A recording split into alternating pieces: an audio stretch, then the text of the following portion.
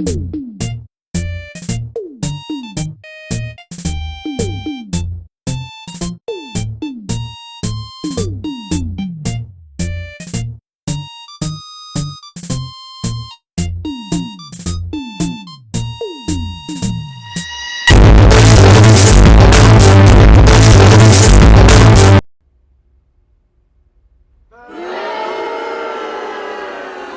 is this shit? What's going on? Why don't they like it? We spent $250 million on this. AAA gaming has been in the toilet for a few years now, and it's really starting to take its toll on the industry. Overinflated budgets, poor workplace morale, and a lack of what consumers actually want has led to way more AAA dumpster fire stories than there really should be. Redfall, Forspoken, Marvel's Avengers, Babylon's Fall, Suicide Squad, the Saints Row reboot, Skull and Bones, Battlefield 2042, hell, Star Wars Outlaws just got added to that list apparently, and I didn't even know it was out until people started talking about its poor quality and lackluster sales. AAA gaming is currently in a spiral well on its way to a crash, if it's not happening already. Of course, there's still excellent AAA games coming out these days, but there's way more duds than there should be. However, what just unfolded in the industry the other day might be a brand new milestone in terms of failing so incomprehensibly hard. Enter Concord, a 5v5 objective-based hero shooter developed by Firewalk Studios and published by PlayStation for PS5 and PC. Concord has been in development for quite a long time, with the original concept dating all the way back to 2016. Fitting, as this really feels like a game straight out of the mid-2010s in several ways. From the second this game was revealed to the public, it was instantly met with ridicule, and nothing changed upon release. Why? Well, because of a lot of things. Problem number 1, this was a hero shooter that costs $40 up front with zero single-player content releasing in 2024. Now that doesn't sound like the most insane thing in the world. Helldivers 2 launched this year at the same price and was a success. Well, the thing is this, Concord is a hero shooter. What other games in the genre can you think of? Overwatch, Apex Legends, Valorant, the upcoming Marvel Rivals, Paladins, Team Fortress 2? Notice a recurring pattern with all of these games? They are all free to play. Concord was asking for $40 up front just to play the game, and it's not even like it had more content than the competition to make up for it. That was going to be a hard sell, and they would have to make up for that with some serious sauce so they can stand out from the crowd. Which leads me to problem number 2. Concord is absolutely run-of-the-mill and has nothing new to offer. A hero shooter with structure very similar to Overwatch, and according to those who've played Concord, it takes a lot of gameplay beats from Destiny 2, which I guess checks out because a lot of the people at Firewalk were ex-Bungie staff. It doesn't try to innovate on the genre, and expects people who've dumped hundreds if not thousands of hours in other free games to cough up $40 for this because it's close enough? What kind of design philosophy is that? People aren't going to drop Game A because Game B is similar to it, they're just going to keep playing Game A because it's what they're already familiar with and it's free. I lightly touched upon this in my Klonoa retrospective from last May, but if you're going to break into an already established genre with lots of competition, you're gonna have to stand out. Actually, scratch that. This game does stand out clearly from the competition. How, you may ask? Problem number 3. Concord is extremely unappealing with its style and themes. It's got this phoned-in sci-fi aesthetic that's lawsuitingly similar to Marvel's Guardians of the Galaxy. Then we get to the character designs, and while most of them aren't terrible, I wouldn't call a single one of them memorable. Some of them are just flat out ugly. They look like joke characters made in the creation tools of another game. Maybe they should have considered my Sunset Overdrive OC Robert for the team. Despite this game performing pretty poorly, actually very poorly, it was certainly talked about quite a bit in the terminally online culture war. I'm sorry to all my dear viewers, but in order to tell the whole story with this game, I'm ripping the political band-aid off right here and now. Toasty Man is becoming Wokesty Man. If you want to thrive in the lack of knowledge of this shit and take the blue pill, click off the video now. For all the masochists who enjoy retarded Twitter discourse like me, stick around because this is going to be a train wreck. A massive chunk of Concord's backlash came from its reputation of being woke. Just to get this out of the way, I don't like throwing the word woke around as criticism because it's been misused so much to the point where it's often used to describe X thing I don't like, and it's just lost so much of its meaning. Here's what I consider to fall under the woke umbrella. An entity or a piece of art jumping the shark in a vain attempt to win brownie points from minority groups who likely wouldn't have cared anyway. Just because a piece of art features a minority doesn't mean it's woke, and I'm not going to throw a temper tantrum if a piece of media primarily features a minority character because I'm a grown man with bills to pay. There's also the topic of DEI, which is a business practice that consists of corporate mandated diversity in either the work itself or the employment team depending on the subject we're discussing, and since this is about Concord, this is an art-related example. Despite me not being much of a cyst or a foe, I strongly dislike DEI practices. Art as a concept comes from the soul, and true diversity follows that same principle. When a purely creator-driven passion project references marginalized minority groups in a meaningful way, or at the very least has quality characters that fall under the umbrella and are treated just as importantly as everyone else, it actually means something. Slapping a gay character in just because your boss forced you to so he can get a BlackRock check is not good diversity. It's diversity for the sake of it and nothing else. I think most people here can agree that corporate-mandated representation is counterproductive to the end goal of representation in the first place. I also don't think it's fair to counter criticism of these practices with cyst and phobe allegations, because at that point it's just childish name-calling. So with that being said, is Concord a woke cesspool of mediocrity with DEI fluids leaking from every orifice, and is it valid criticism for having bad direction and style? Yes. This is one of the wokest things I've smelled in a long time, and it's not even trying to be subtle in its attempt to appeal to Twitter slacktivists. Characters look like they were designed purely to fill out DEI checkboxes, and the character select screen gives all of them their own personalized pronouns. And I don't care about the whole pronouns debate, like it's fine, I'm not gonna throw a fit if you have them in your profile, but if you're giving these things to fictional characters that aren't real, I'm sorry, that's just a meme in the making. Especially considering one of the characters is literally a robot. This thing looks like a scream canister from Monsters, Inc. So yeah, Concord has a very specific style to it that doesn't really appeal to very many people. That's not my problem, I'm a live and let live kind of guy. Personally, I thought it looked like mediocre slop, but if someone else could have found enjoyment in it, more power to you. I hate to go off topic, but one of the most obnoxious mindsets I've seen surface recently is that games aren't manly enough anymore, and that the only people who play video games are the chiseled muscle men, and that games should be gritty and serious across the board. Unjustifiably in a position that I'd rather not be in, but the cream will rise to the top, oh yeah. If that's what you prefer, that's totally fine, but getting angry when a game that was never going to appeal to you, checks notes, doesn't appeal to you is pretty retarded. There's still plenty of masculine games coming out these days, you just need to broaden your horizons and try something new for once. Not Concord, though. And another thing, if you're desperate to be seen as macho and hiss at anything that isn't Gears of War or Call of Duty, that just reeks of insecurity and you're probably just a fat. That isn't to say vocal criticism is a bad thing, I think everyone has the right to voice their opinion, I mean hell, my entire channel basically consists of opinionated content. But Concord's failure was the result of a brain-dead business model, lack of originality, horrendous visual design, and obnoxious political pandering to a toxic minority of slacktivists. Doesn't stop grifters from oversimplifying the situation into, well, that's just because of how gay the game is. Clearly making your game gay is a recipe for disaster because all us gamers are macho. Yeah, ignore Undertale and Celeste being some of the most successful indie games of all time featuring LGBT characters, that doesn't count. Also, ignore the fact Overwatch sold over 50 million copies in its lifetime, that also doesn't count. I'm not trying to insinuate that wokeness had nothing to do with Concord's failure because let's not kid ourselves, it absolutely did. I'm just saying there's more pieces of the puzzle here, and it's actively counterproductive to say that anything with the gay in it is anywhere near the level of Concord, or that Concord would have done fine if its themes were different. Concord defenders are somehow even more delusional, believe it or not. The 5 people on planet Earth who like the game, as well as hack journalists from news outlets like PC Gamer, are desperately trying to tug at the heartstrings of people who don't like Concord, despite being massive hypocrites because they didn't bother taking the bullet for other games of this nature. What? Gaming journalism being unhelpful and run by people who don't have your best interests in mind? That's impossible, that's never happened before. They throw the predictable counter-arguments out immediately, saying you're a bigot for having a single problem with the game, and probably the funniest thing to come out of the Concord Defense Force is this Steam screenshot. People's jobs are at stake. Well done or medium rare. That's not even all of it. Remember, this game was published by PlayStation Studios, a first-party console exclusive on the PS5. You know what that means? We're also dealing with PlayStation fanboys. Concord decimated Starfield! I mean, I guess if we're comparing breaking your legs and getting AIDS, I suppose it's better, but I wouldn't really want either. Then there's those comparing the player count with other games in an attempt to get an own, but Concord's numbers are lower than the games they're trying to make fun of. I don't want to derail this into a console war video, so I'm going to move on, but I do have to say, PlayStation bros are a different breed when it comes to corporate bootlicking, like, oh my god.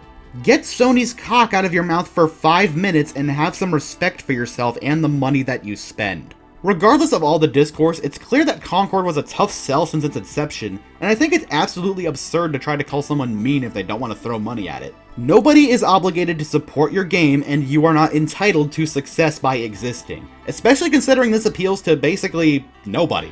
I've said this before and I still stand by it. You are a paying customer, and you should value your money. A product like Concord, in my opinion, does not deserve success because it doesn't try anything new or appealing. If you like it, more power to you, but if a product doesn't fit your needs, vote with your wallet. And vote with their wallets the gaming community did, as Concord launched Friday, August 23rd, and I didn't even hear about it until the next day when people were clowning on the game's pitiful player numbers. This is not a doctored screenshot. This is actually how badly the game performed. That number right there, 660, that's not a dead low at a shitty hour in the middle of the week. That was Concord's peak concurrent player count.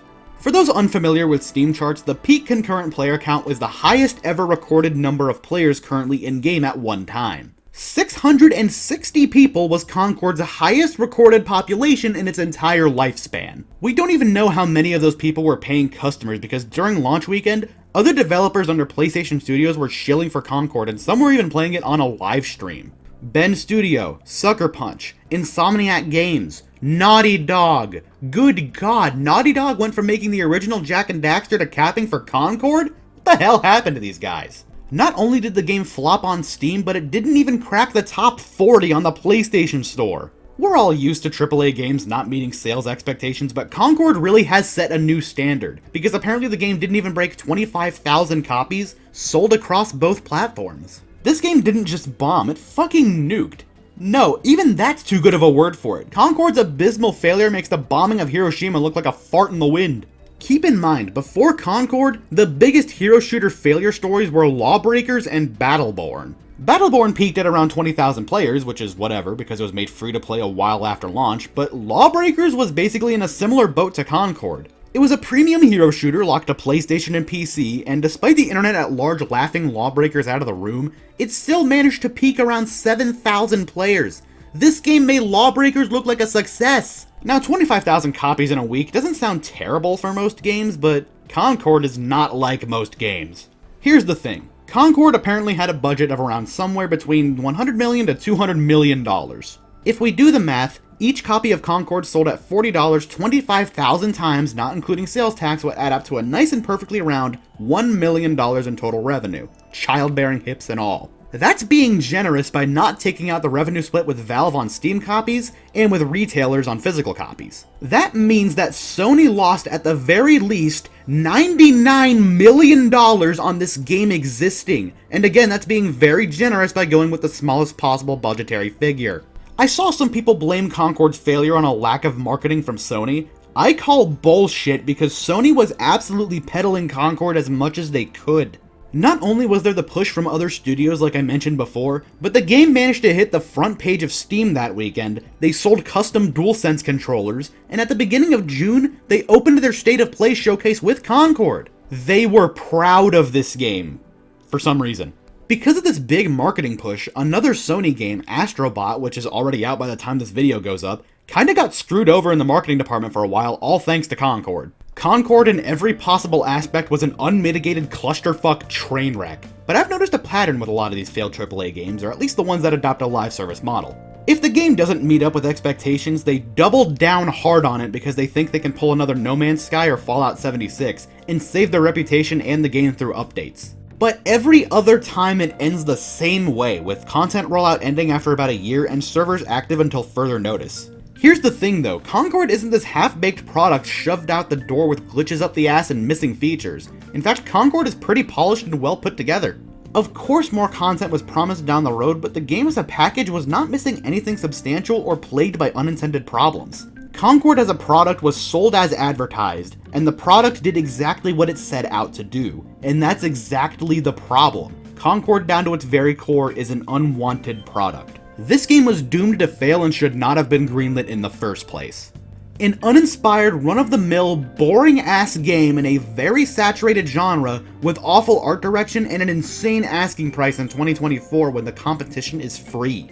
Mix all that together with a dash of Slacktivist's pandering and what you get is possibly the biggest AAA failure in recent memory. There's no fixing Concord. The best possible course of action here is going back to the drawing board. And I must reiterate, this was not just some random third-party game Sony tossed an exclusivity check at like Forspoken. They bought the studio a few years ago and funded the game's development.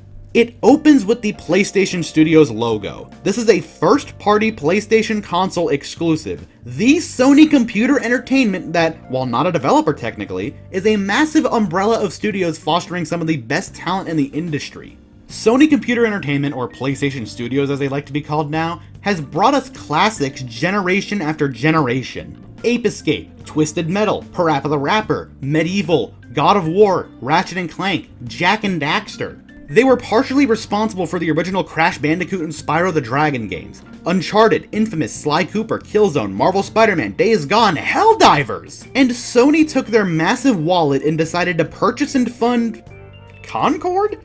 The same year Sony published Helldivers 2, probably the biggest multiplayer game of the year behind Palworld, Sony dropped a game whose peak concurrent player count, again, peak concurrent player count, couldn't even reach 700.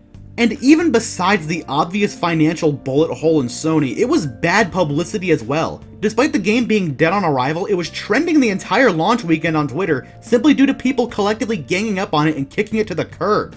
This failed abortion of a game was actively hurting the PlayStation brand's reputation by existing. Remember when I brought up the trend of failed live services sticking around like cockroaches? Well, it seems like Sony really was not happy with this game, and they did something completely unprecedented that I was never expecting. On September 3rd, 11 days after launch, Sony put out a statement from Firewalk Studios. Concord is being shut down on September 6th, 3 days from the announcement. The game's servers are going offline, rendering it completely unplayable. Every single customer who bought Concord digitally or physically will be getting a full refund. This has to be a new record for the fastest game death ever. Name a failed live service and it probably lasted longer. Babylon's Fall, Radical Heights, Lawbreakers, The Day Before, as in the scam game from last year, lasted longer than this state-of-the-art $100 million cross-play hero shooter? That's embarrassing! This genuinely might be the modern-day ET 2600. Think about it, a heavily marketed game that turned out painfully mediocre that ended in mass returns and a financial wound in the company selling it. Even then, that's a generous comparison because ET at least sold 1.5 million copies and cartridges still work to this day. Meanwhile, Concord didn't even break 25,000 and was dragged out to the backyard by Sony and shot. Oh my god! They didn't even try any last-ditch efforts to get the game into people's hands. They didn't bundle it with consoles, they didn't drop the price, they didn't go free to play, they pulled the plug on the whole thing and seized all sales immediately, while refunding all customers and pretending this never happened. Some might give Sony shit for not committing to the product they funded and not believing in the vision of Firewalk Studios. I vehemently disagree. I think Sony did the right thing by gracefully taking the L and acknowledging that they did something completely retarded by funding this game. This is not something you ever see a big publisher do. Whenever a dumpster fire of a game gets released that clearly doesn't deserve to be sold, they always double down out of greed. Cyberpunk kept being sold. The GTA Definitive Edition kept being sold. Redfall kept being sold. Mortal Kombat 1 on Switch kept being sold. And Sony really looked at Concord and said, fuck this. This tells me that Sony at least cares about the games they publish. Granted, I have no idea what they were thinking funding this dog shit in the first place, but better late than never, I guess. I genuinely believe this is a win for consumers. Yes, I am actively saying that this game dying is an objectively good thing. Are you happy that the developer's vision didn't see its fullest potential and they were bullied into submission before getting gutted by Sony? Correct! I know this sounds a little mean, but it's for the best. Their vision just wasn't good and was never going to reach success at all. The AAA industry is infested with low-effort live service games purely designed to create an unlimited money machine akin to Fortnite, leaving the consumers with a never-ending supply of shit that constantly tugs at your wallet like the IRS. A big budget trash heap like Concord that clearly doesn't have anything going for it flopping this hard sends a clear message to the big publishers and is the free market at work. Would you buy that? None of y'all wouldn't buy that. You're not fucking stupid. The gaming community is done with this out-of-touch, uninspired, money-hungry, soulless, overfunded dog shit, and companies need to stop greenlighting this trash if they care at all about their bottom line. And as for Sony in particular, this better serve as a wake-up call for them to get their shit together. Not counting live service games, PlayStation's first-party output this generation has been underwhelming to say the least. Whether it be unexciting experiences, derivative or lackluster sequels to PS4 games, some of which are literally cross-gen with the PS4, a game sold on a lie, unnecessary remasters purely designed to pad out their output, or third-party exclusivity deals with trash like Forspoken and Foam Stars. Thankfully, Astrobot recently dropped the same day the Concord servers closed, and it's been getting some really good reception. It's honestly a game I'm actually jealous of not being able to play for the next 2 years until it comes to PC. It's a really ambitious looking platformer, and it's got a lot of references to classic PlayStation IPs, and even some third-party cameos like Leon from Resident Evil, Crash and Spyro, and even— look at him! Look at him! But that's only one game, and there's just not much else to look forward to from Sony right now, and I wouldn't blame people from becoming annoyed with how dry the PS5's output has been. One Astrobot 4 years into the console's life ain't good enough, and after nearly half a decade of resting on their laurels we get Concord? Sony needs to wake the fuck up and start getting their output back on track, because after the situation with Concord, they took a massive hit to their reputation and got a giant hole in their pocket that needs to be sealed up fast. Did Concord deserve its failure? Yes. There's no two ways around it. It's a concept that should have been shot down in the boardroom, not funded with over $100 million. But let's take a look at that blog post one more time. They claim that they will explore options, including those that will better reach our players. They're trying to do something to make this IP work. What that exactly is, I'm not sure. They're going to have to change up so much to make this work that it would just end up a completely different product in the end. They could use these assets to make a single-player game in this universe, but the internet has made it very clear that they find it unappealing. I honestly don't see Concord coming back, at least not without a lot of changes. One last thing I have to say is about the team behind the game, Firewalk Studios. Considering the game itself is competently put together and relatively bug-free, which is a fucking biblical expectation these days, this team is hiding some serious talent which was wasted on this crap. I'm fully aware of certain developers lashing out on Twitter against anyone making fun of the game, one of which apparently hiding replies and demanding $8 to unhide it. What a fucking bitch. But I'll be charitable once again and assume it's the minority of Firewalk. My heart goes out to the everyday programmers who will probably be laid off from doing the job in which they were paid. This industry just fucking sucks for a lot of people. That's all I really have to say here though. I don't normally do gaming news and I was never going to do a Concord video, but with how it ended up in flames, I just had to put my thoughts out there.